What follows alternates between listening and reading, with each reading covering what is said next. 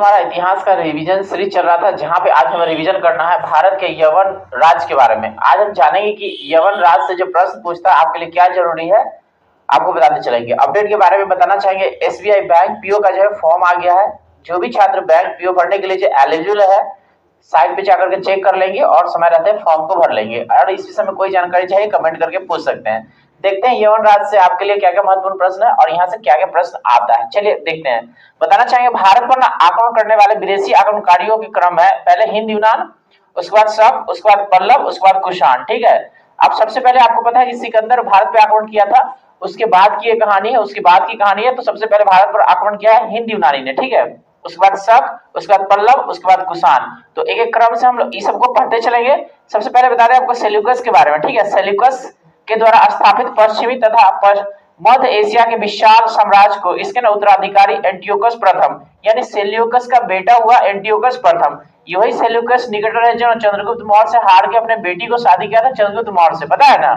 तो उसी का ये बेटा एंटियोकस प्रथम। ठीक है। तो जो उसका पिता जो उसका राज्य स्थापित किया ना, ये एंटियोकस प्रथम उतना को ना स्थापित करके रखा। क्यों? क्योंकि उसका तो संबंध हो गया ना चंद्रगुप्त मौर्य से। तो अब ये तो उसको आक्रमण नहीं करेगा ना, या फिर वो यहाँ पे आक्रमण नहीं करेगा।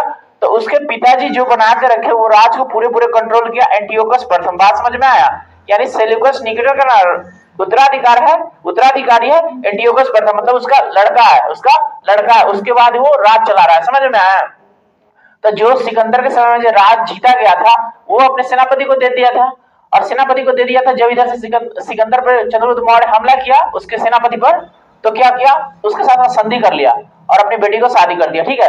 तो उसी का ये एंटियोकस प्रथम बेटा हुआ, यानी वो जो शादी किया था ना वो लड़की का भाई। ठीक है। क्या नाम था उसका? कर्नेलिया। तो कर्नेलिया का ही भाई हुआ। अब इसके हाथ में ना सारा राज्य है। ठीक है। और जो पिताजी इसका राज बना के गए थे वो पूरे राज्य को ना अच्छी तरह से देखभाल कर रहा था और चला रहा था। ठीक है। अब उसके बाद आता है एंटियोकस द्वितीय के शासन काल में विद्रोह के फलस्वरूप अनेक प्रांत स्वतंत्र हो गए। यानी जब एंटियोकस द्वितीय राजा बना तो उसके राज्य में ना विद्रोह होने लगा और धीरे धीरे कुछ उसका राज्य ना स्वतंत्र होने लगा। ठीक है। कहता है बैक्टीरिया के विद्रोह का नेतृत्व डिमेट्रियस प्रथम ने किया था। यानी जब बैक्टीरिया में विद्रोह हुआ तो वहां का जो व्यक्ति था डिमेट्रियस प्रथम, उसका ना नेतृत्व किया था, यानी वो लीड किया था। ठीक है। बैक्टीरिया पर डियोटोटस प्रथम के साथ इन राजाओं ने क्रमशः शासन किए। अब देखो बैक्टीरिया उस राज हो गया। ठीक है।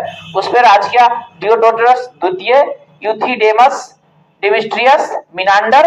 और इस मिनांडर के बारे में याद रखना, इसके बारे में पढ़ाएंगे। ठीक है। यहाँ से प्रश्न भी आता है। ठीक है। मतलब भारत के यवन राज्य में ना मिनांडर सबसे विख्यात है। ठीक है। उसके बाद यूक्रेटाइड्स, उसके बाद एंटी आर्किड्स तथा हर्मिक्स, ये सभी है जो बैक्टीरिया पर ना राज किया है, बैक्टीरिया पे राज किया है। तो भारत पर सबसे पहले आक्रमण बैक्टीरिया के शासक डिमिट्रियस ने किया था, यानी सिकंदर के बाद के बारे में बात कर रहा है। ठीक है। यवन राज्य में भारत पर जो यवन राज्य में आक्रमण करने वाला था डिमिट्रियस, समझ गए? मतलब भारत पर जो यवन राज्य के राजा जो आक्रमण किए उसका नाम है डिमिट्रियस। ठीक है। इसने 190 ईसा पूर्व में भारत पर आक्रमण किया और अफगानिस्तान, पंजाब, सिंध के बहुत बड़े भाग पर अधिकार कर लिया, यानी उसको जीत लिया। ठीक है। और इसे ना साकल की अपनी राजधानी बनाया। एक जगह साकल जिसको ना ये अपना राजधानी बनाया। समझ में आया?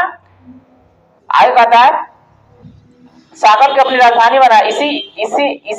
इसी ही हिंद यूनानी या बैक्टीरिया यूनानी कहते हैं। माने ये जो राजा हुआ जो आकर के यहाँ पे इस जगह को जीता, तो इसी को बोले हिंद यूनानी और बैक्टीरिया यूनानी। ठीक है। अब देखिए हिंद यूनानी शासकों में सबसे अधिक विख्यात मिनांडर था और इसका कार्यकाल है 165 से 145 ईसा पूर्व। तो आपको बताया था ना कि मिनांडर के बारे में याद रखिएगा। तो पूछेगा आपको हिंद यूनानी में सबसे विख्यात कौन है? मिनांडर। तो सबसे प्रसिद्ध है मिनांडर। ठीक है। मिनांडर कुछ काम किया उसके बारे में देखिए। इसकी राजधानी साकल थी। तो आपको पूछेगा मिनांडर की राजधानी साकल। पूछेगा कि भारत के यवन राज्य में जो राजाओं है उसमें सबसे नामी विख्यात कौन था? मिनांडर। और इसकी राजधानी साकल। साकल का ना आधुनिक नाम है सियालकोट। ठीक है। जो पाकिस्तान में पड़ता है और ये ना उस समय शिक्षा का ना बड़ा केंद्र था, शिक्षा का बड़ा केंद्र था। ठीक है। यानी शिक्षा का प्रमुख केंद्र था साकल, जिसको अभी सियालकोट बोलते हैं। ठीक है। मिनांडर ने नागसेन का नाम है नागार्जुन से बौद्ध धर्म की दीक्षा ली थी, यानी उसके बौद्ध गुरु हो गए। मिनांडर के बौद्ध गुरु कौन हो गए? नागार्जुन। ठीक है। मिनांडर के प्रश्न एवं नागसेन के दिए गए उत्तर एक पुस्तक में अंकित है, पुस्तक का नाम है मिलिंद पनो। क्या नाम है? मिलिंद पनो। तो पूछेगा मिलिंद पनो क्या है?